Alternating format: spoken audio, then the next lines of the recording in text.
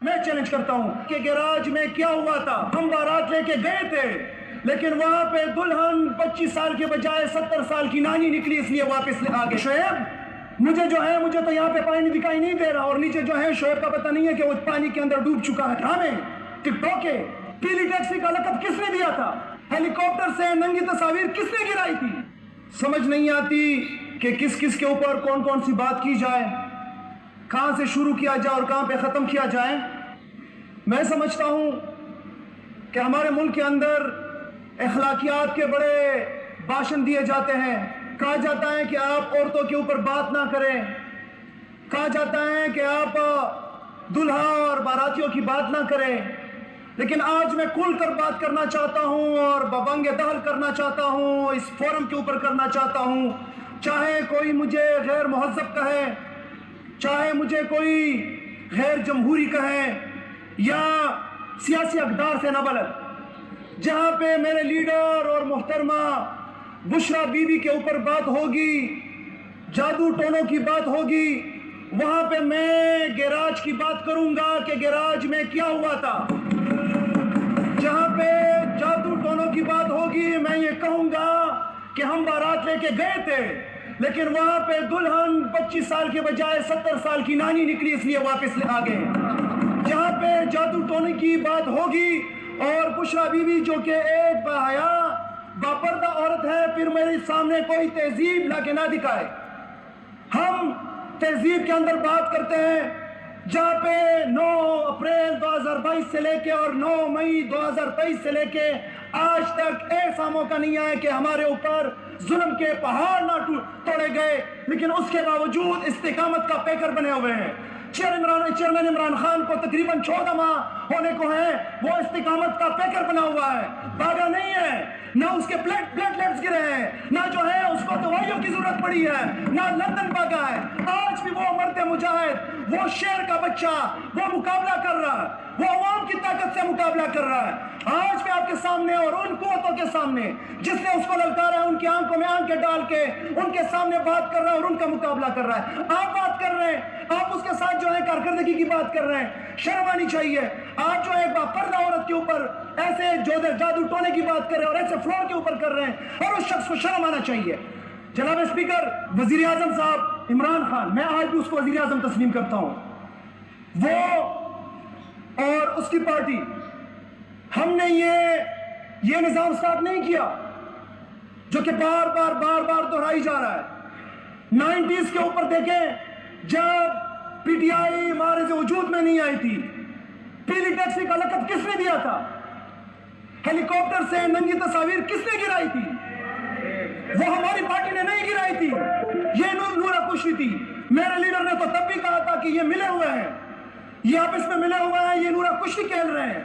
دیکھنا جب میں ان کو چیلنج کروں گا, جب ہماری اوپر پارٹی اوپر آئے گی یہ ملیں گے, اور پھر جو ہے ان کے کرپشن کے اوپر جب میں روکوں گا اس کے بعد یہ آگے آئیں گے اور ساتھ میں مل کے جو ہے پھر مقابلے پہ آئیں گے. اسرائیل کے اوپر میرا قائد اسرائیل کے اوپر ہی اس کا سٹینڈ تھا کہ ہم نے اسرائیل کو تسلیم نہیں کیا کہ جس کے بنیاد پہ تحریک انصاف کی حکومت گرائی گئی. اور یہ تحریک انصاف کے ایم پی ایز اور لیڈر نہیں کہہ رہے, یہ حامد میر صاحب جو کہ ایک ریناؤنڈ صحافی ہیں, اس نے اپنے شوز کے اندر کہا ہوا ہے کہ میں اس چیز کا گواہ ہوں کہ عمران خان تسلیم نہیں کر رہا تھا, اور جب تسلیم نہیں کر رہا تھا پھر یہ چوروں اور سازشوں کا ٹولہ لندن جا کے اس سازشی کے ساتھ بیٹھ کے انہوں نے سازش رچائی. اسرائیل کے نمائندے وہاں پہ ان کے ساتھ موجود تھے اور انہوں نے وہ گیم پلان کیا کہ کیسے عمران خان کی گورنمنٹ کو ٹاپل کرنا ہے, پھر کیسے عمران خان کو جو ہے جیل کے اندر ڈالنا ہے. پھر 9 مئی کا ڈرامہ رچایا گیا. میرا لیڈر تو برملا کہتا ہے, یہ اسمبلی کے فلور پہ کہتا ہے کہ میں نہیں مانوں گا اسرائیل کو. قائد اعظم محمد علی جناح نے جو تائید کی تھی, جو بات کی تھی, اس کے اوپر ہم آج بھی کھڑے ہیں. مجھے آپ بتائیں آپ لوگوں کا کیا سٹانس ہے, ذرا کھل کے بتائیں, آپ کی لیڈرشپ ذرا بتائیں. اسرائیل کے خلاف ایک بات تو کریں پھر میں مانوں. سارے ملے ہوئے ہیں. جناب اسپیکر, یہ توشہ خانہ کی بات کرتے ہیں. توشہ خانہ ہم ٹرائل دے رہے ہیں, ہم نے ڈکلیئر کیا ہوا ہے اور وہ ہم نے قانونی طور پہ وہ سارا ریکارڈ کے اوپر موجود ہیں. مجھے یہ بتائیں کون سے قانون کے اندر لکھا ہوا ہے کہ آپ توشہ خانہ سے گاڑی لے سکتے ہیں؟ وہ لوگ جو کہتے ہیں کہ لندن تو چھوڑے پاکستان میں میری کوئی پراپرٹی نہیں ہے، پھر بعد میں پتہ چلتا ہے کہ جناب والا انہوں نے مرسیڈیزیں لی ہوئی ہے جو کہ قانون کے اندر آپ لے ہی نہیں سکتے۔ دے دے اس کا ٹرائل، دے دے اپنا منی ٹرائل، جو آپ جو ہے اربوں روپے اس پاکستانی عوام کا لوٹ کے باہر لے کے گئے ہیں، کوئی جواب نہیں ملے گا۔ تو چیلنج ہے، میری سیٹ کھول لے، سہیل کی سیٹ کھول لے، قادری صاحب کی سیٹ کھول لے، 92 ایم پی ایس کی ہر ایک کی سیٹ کھول لیں۔ میں چیلنج کرتا ہوں، آج چیلنج کریں، آپ مجھے بتائیں کہ ہم آپ کی بھی سیٹ کھول لیں اور پتہ چل جائے گا کہ کون کتنے پانی میں ہے، کون فارم 45 کے اوپر ہے، کون فارم 47 کے اوپر ہے۔ آپ چاہتے ہیں کہ وہاں پہ ایئر ایمبولینس ہے، وہاں پہ ہے کہ شعیب مجھے جو ہے مجھے تو یہاں پہ پانی دکھائی نہیں دے رہا، اور نیچے جو ہے شعیب کا پتہ نہیں ہے کہ وہ پانی کے اندر ڈوب چکا ہے۔ شعیب جو ہے شعیب کو دکھائی اس لیے نہیں دے رہا کہ شعیب پانی کے اندر جا چکا ہے، سارا لاہور تو پانی سے بھر چکا ہے، شعیب اس کو کیسے دکھائی دے گا؟ اور کون سی گاڑی میں بیٹھ کے ڈرامے ٹک ٹاک کے کہ مطلب وہ وہاں پہ کیمرز لگے ہوئے ہیں اور وہاں پہ ان کا موبائل کام کر رہا ہے۔ عجیب داستان ہے۔ الحمدللہ عمران خان کی حکومت ہے، عمران خان کا ویژن ہے، اور عمران خان کی حکومت کی کارکردگی ہے کہ 2013 میں بھی آپ کو ہرایا، 2018 میں بھی آپ کو چت کیا، اور 2024 میں وہ حال کیا کہ انشاءاللہ تعالیٰ اگلی دفعہ آپ کی ضمانتیں بھی نہیں بچنی انشاءاللہ تعالیٰ۔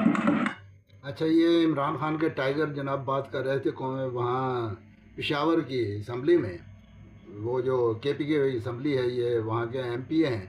اچھا، یہ جو بات انہوں نے کی اس کے ساتھ اپنی وہ معذوری اور مجبوری بھی ظاہر کی کہ جب آپ کسی پہ کیچڑ اچھالیں گے تو چھینٹے آپ پہ بھی پڑیں گے۔ اب یہ جو باتیں انہوں نے کی کہ یہ کوئی توقع نہیں بنتا تھا، عمران خان ناقابل قبول تھا، تو اس کے علاوہ اتنے لوگ ہیں جن کو آپ نے اقتدار سے ہٹایا، تو اس کو جو ہے عزت اور تکریم کے ساتھ ہی جو دوبارہ الیکشن کانٹیسٹ کرنے کا موقع دیا جاتا، وہ اگر جیت جاتا تو پھر اس کو حکومت کرنے دی جاتی۔ لیکن اگر ایجنڈا قومی نہ ہو، ایجنڈا کسی کے اشارے پہ ترتیب دیا گیا ہو، تو پھر جو ہے نا یہ تذلیل کرنا، اس کی جو بشرا بیگم کے ساتھ خام خواہ اس کو جیل میں رکھا ہوا ہے، کوئی اس کا جرم نہیں ہے، نہ توشہ خانہ میں نہ کسی اور معاملے میں اس کا تو کسی قسم کا جرم بنتا ہی نہیں ہے، لیکن تضحیک اور تذلیل کے بھی تمام ریکارڈ توڑ دیے گئے، اور وہ کیس بنایا گیا 1400 سال میں، جس کی ایگزامپل ہی نہیں ملتی پاکستانی مسلمانوں کی تاریخ میں۔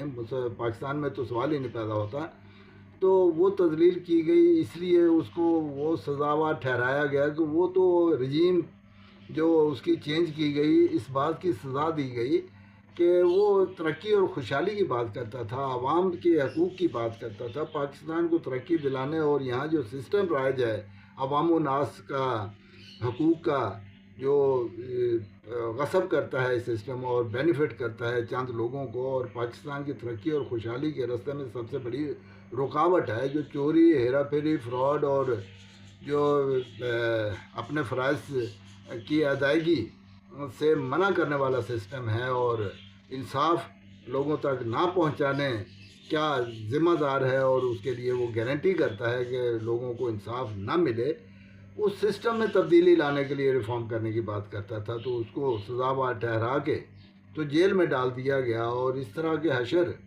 ان تمام محب وطن لوگوں کے ساتھ کیے جاتے ہیں، چاہے وہ ذوالفقار علی بھٹو ہوں یا پھر وہ قدیر خان ہوں جنہوں نے ایٹم بم بنا کے